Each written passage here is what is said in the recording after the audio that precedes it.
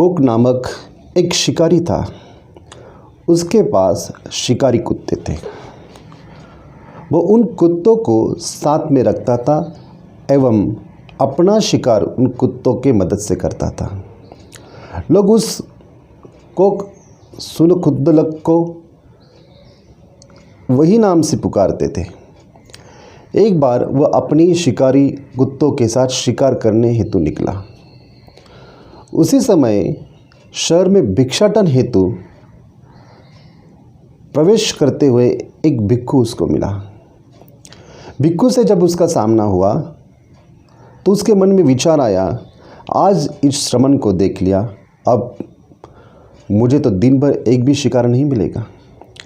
ऐसा सोचता हुआ जंगल में प्रविष्ट हुआ। भिक्षु भी शहर में प्रविष्ट हुए। शिकारी को वास्तव में कोई शिकार हाथ में नहीं लगी। वह थका हारा शहर की ओर वापस लौटा। उसे शहर में प्रवेश करते वक्त पुनः भिक्षु से मिला। भिक्षु अपने भिक्षासन से वापस विहार जा रहा था। शिकारी आग बबूला हो गया। उसका क्रोध भड़क उठा। उसने अपने शिकारी कुत्तों को भिक्षु पर भौंकने के लिए या भिक्षु को काटने के लिए या उसको धावा करने का संकेत दिया। कुत्ते भिक्षु पर झपट पड़े। अचानक कुत्तों का आक्रमण देख के भिक्षु भागा। पास में पेड़ था। भिक्षु त्वरित गति से उस पेड़ पर चढ़ा। वो पेड़ पर चढ़ ही रहा था, कुत्तों की बहुत से बहुत दूर था। उस शिकारी ने उसे देखा। वो उधर दौड़ा और भिक्षु की एड़ी को दबोच लिया। उस पर अपने बाण चुभाने लगा। भिक्षु को असहनीय पीड़ा होने लगी। वो न किसी तरह उसके पीछे अपनी पीड़ा छुड़ाने के लिए प्रयास कर रहा था। उसकी छीना झपटी हो गई और छीना झपटी होते समय उसका चीवर शरीर से अलग हो गया, छूट गया और शिकारी के ऊपर गिर पड़ा। कुत्तों ने सोचा भिक्षु नीचे आ गया है। वे उस पर टूट पड़े और शिकारी को लहूलुहान कर दिया। भिक्षु से सब देखा नहीं गया। उसने पेड़ से एक सूखी डाली तोड़ी और उधर फेंकी। कुत्तों की समझ में आ गया कि जिसे वह काट रहे थे वही उसका मालिक था। वे वहाँ से नरादक हो गए, जंगल की ओर भाग गए। भिक्षु नीचे उतरा। उसने शिकारी को देखा। वह मृत हो चुका था। भिक्षु बड़ा विभत्स हुआ। वह बड़ा दुखी हुआ। उसके मन में विचार सताने लगा कि वह इस पाप का भागीदार है, उससे ही ये पाप कर्म हुआ है। वह अपने मन में संताप को ज़्यादा समय तक बढ़ा न सका। तत्काल बुद्ध के पास गया और सारा वृत्तांत उसने कह दिया। भगवान ने उसे बताया कि तुम इस बात पर तनिक भी संदेह नहीं करना चाहिए कि शिकारी की मौत के तुम जिम्मेदार हो। तुम्हारा शील इससे भंग नहीं हुआ है। 10 चीज़ें अच्छी होती हैं, 10 चीज़ें बुरी होती हैं। उनमें से 3 कायिक हैं, 4 वाचिक हैं और 3 मानसिक है। कायिक अकुशल पानातिपाता है, प्राणहिंसा है, चोरी है, कामे सुमिच्चारा व्यभिचार है। वाचिक अकुशल में चुगली करना है, झूठ बोलना है, अपशब्द कहना है। और वही मानसिक अकुशल में लालसा, क्रोध, व्यापात यानी कि आलस। अगर कोई पापी भले आदमी की बुराई करता है तो वह भले आदमी का कुछ भी बुरा नहीं कर सकता। प्रत्युत उस बुरे आदमी का ही बुरा होता है। अगर हम ऊपर को आकाश की ओर थूक को फेंकेंगे, उछलाएंगे तो थूक हमारे मुंह पर ही आकर गिरेगी। जो हवा के विपरीत कूड़ा फेंकता है, कूड़ा उसी को ही मलिन करता है। मनुष्य को अपनी बुराई बुराई की बर्बाद करती है जो उसके खुद के अंदर होती है। जो दोष रहित है, जो निर्मल पुरुष पर दोष लगाता है या निर्मल व्यक्ति पर दोष लगाता है, उस मूर्ख को उसका पाप लौटा कर लगता है। जैसे कि सूक्ष्म धूलि को हवा के प्रवाह में फेंकने पर वह फेंकने वाले पर ही पड़ती है, जो मूर्ख मनुष्य दोष रहित शुद्ध और निर्मल पुरुष के ऊपर दोष लगाता है, पाप उस मूर्ख का उसी प्रकार पीछा करता है। जिस प्रकार धूलिकण वायु के विपरीत फेंके जाने पर उसकी ओर आते हैं और पीछा करते हैं, उसी प्रकार उस व्यक्ति का बुरा कर्म उसके पीछे ही आके उसके ऊपर ही गिरता है।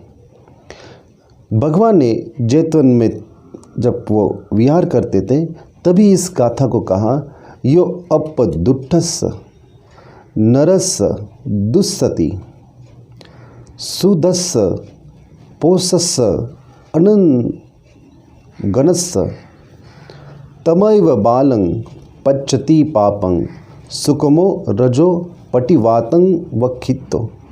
इसका मतलब जो दोष रहित शुद्ध निर्मल पुरुष को दोष लगाता है, उसी मूर्ख को उसका पाप लौटा कर लगता है, जैसे कि सूक्ष्म धूलि को हवा के आने के रुख में फेंकने से वो फेंकने वाले पर ही गिर पड़ती है या फेंकने वाले पर आती है। उसी प्रकार इस कथा को ठीक से समझें। अगर इस गहराई से इस कथा को समझेंगे तो हमें ये पता चलेगा कि कौन आदमी किस पर दोष लगाता है।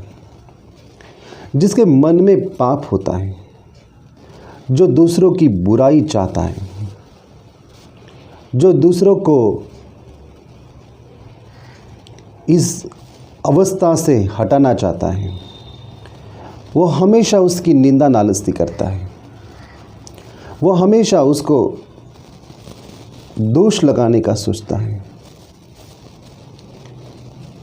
और उसी वजह से वो प्रयास करता है। उसके सारे कर्म उसी काम में लगते हैं, उसके मन की सारी प्रवृत्तियाँ उसी काम में लगती है, वो उसे छुटकारा नहीं दिलाती।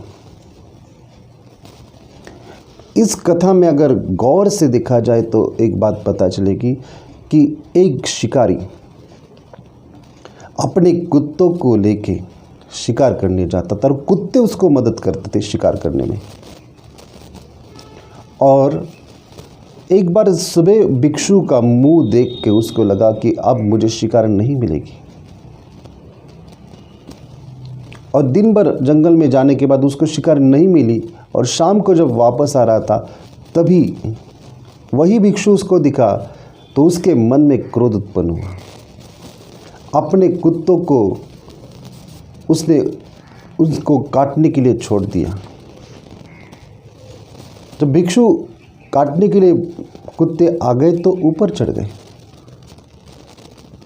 पेड़ के ऊपर, और चढ़ते समय कुत्ते नीचे से भौंक रहे थे और भिक्षु पेड़ के ऊपर जाने का प्रयास कर रहे थे। तभी वही आदमी आया और उनकी एड़ी को जोर से दबाया और बाण उस एड़ी में चुभाने लगा। ऐसी झटापटी करते समय भिक्षु का चीवर उसके शरीर के ऊपर गिर गया और कुत्तों को लगा वही भिक्षु गिर गया है, तो कुत्तों ने ही उसको काटा, उसी के कुत्तों ने उसको काटा। फिर उस कुत्ते ने काटने के बाद भिक्षु को लगा ये मर जाएगा, तो भिक्षु ने एक सूखी डाली, पेड़ की शाखा उसके ऊपर डाल दी, इसलिए कुत्ते भाग गए। और कुत्ते भाग जाने के बाद वह आदमी जो नीचे गिर पड़ा था, कुत्तों का मालिक, भिक्षु जैसे ही नीचे आया तो मर गया। वह मृत हुआ था। उसी ने कुत्ते छोड़े थे भिक्षु को काटने के लिए, लेकिन उसी के कुत्तों ने ही उसको काटा। जो कुछ व्यक्ति दूसरों को दोष लगाने में लग जाता है। दोष उसके ऊपर ही आके गिरता है। यही उसका कर्म है, यही उसका स्वभाव है कि वो उससे मिटता नहीं। तो इसलिए इस बात को ठीक से समझें, क्योंकि उस भिक्षु ने तुरंत तथागत बुद्ध के पास जाके बुद्ध को सारा वृत्तांत बता दिया। तथागत ने उसको कहा कि तुम इस पाप के भागीदारी नहीं हो सकते। वही उसी पाप का भागीदारी है जिसने ये कर्म किया, जिसने ये पाप किया। उसके पाप के वजह से ही वो मर गया है, तुम उसके भागीदार नहीं हो सकते। एक भिक्षु की परंपरा है, अगर कोई आदमी मर जाए तो भिक्षु सोचते थे कि उसके पाप में, मतलब वो व्यक्ति मर गया, उसके पाप में मैं भागीदार तो नहीं है, मेरा कर्म उसमें सहायक तो नहीं बना है। लेकिन आज परिस्थिति ऐसी है, चाहे कोई कितना भी बुरा करना चाहे, किसी के ऊपर दोषारोपण लगाना चाहे, तो उसमें सहायक कर्म करने वाले भी बहुत सारे लोग होते हैं। और सहायक कर्म करते समय उनको ये पता नहीं चलता कि वो इस कर्म विपाक की प्रक्रिया को समझते हैं या नहीं समझते। वो इस सहायक कर्म को समझते भी हैं या नहीं समझते। लोगों की मनोदशा निश्चितम तौर पर चली गई है। वो बुद्ध धम्म से कोसों दूर हो गए हैं। चाहे वो बुद्ध धम्म की बात करते, लेकिन कर्म के करते समय वह सहायभूत होते।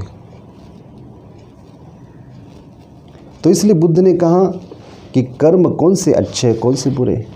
बुद्ध ने कहा कि 3 कर्म हैं जो काया से करते वो अकुशल है।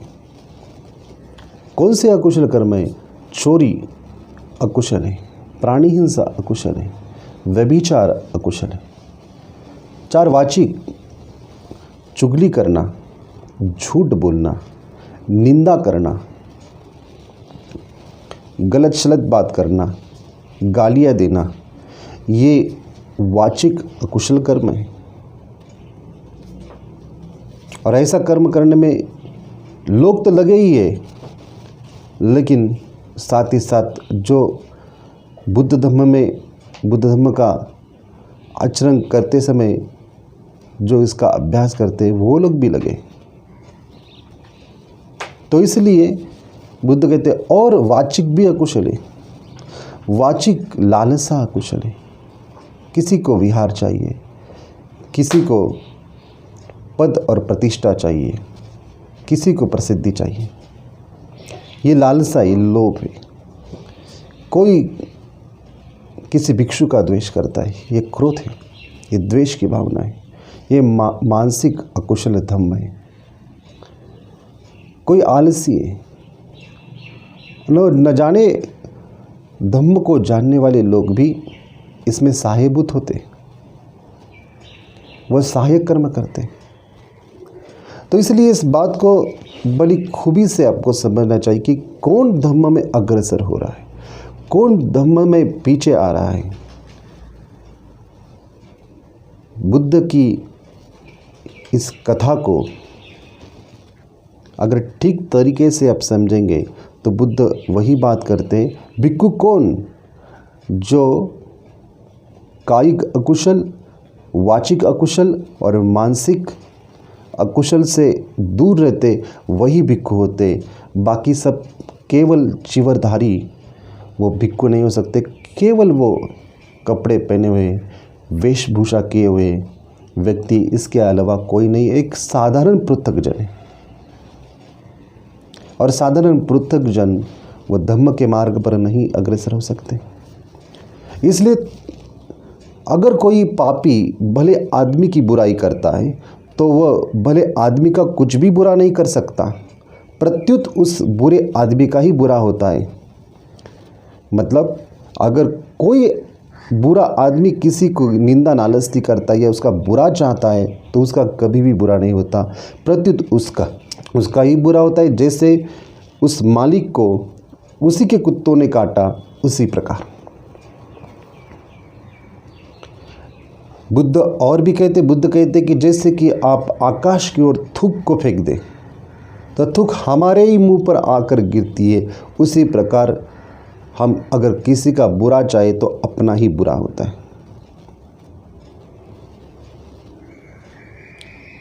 जो हवा के विपरीत कूड़ा फेंकता है, कचरा फेंकता है, कूड़ा उसी को मलिन करता है। मनुष्य को अपनी बुराइयां ही बर्बाद करती है।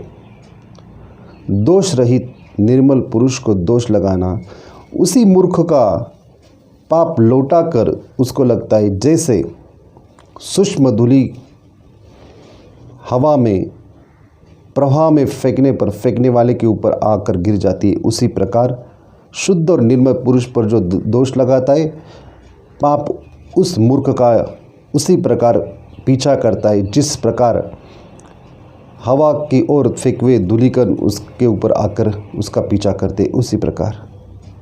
इसलिए इस कथा की इस मनोदशा को, मानसिक अवस्था को समझे। आज भी हमारे बीच ऐसे ही सब लोग रह रहे जो साथ हमारे रहते लेकिन निंदा स्वभाव से भरे रहते हैं, दोष लगाते दूसरे पर लेकिन अपना जीवन रूपांतरित करने में नहीं लगाते। तो इसको पहचानना, इस स्वभाव को, इन सारी मनोविश्लेषक प्रक्रिया को जानेंगे तभी बुद्ध धम्म में हम अग्रसर हो सकते हैं। तो इस धम्मपद की गाथा को आप याद रखें। यो अपदुट्टस् नरस् दुस्तति सुदस् पोषस् अंत गणस् तमैव बाल पच्यति पापं सुखमो रजो पटिवातं खित्तो। जो दोष रही शुद्ध निर्मल पुरुष को दोष लगाता है उसी मूर्ख का उसका पाप लौटा कर उसे ही लगता है, जैसे हवा में सूक्ष्म धूलि के कण उसके रुख की ओर फेंक जाने के ऊपर उसी का पीछा करती है, उसी प्रकार।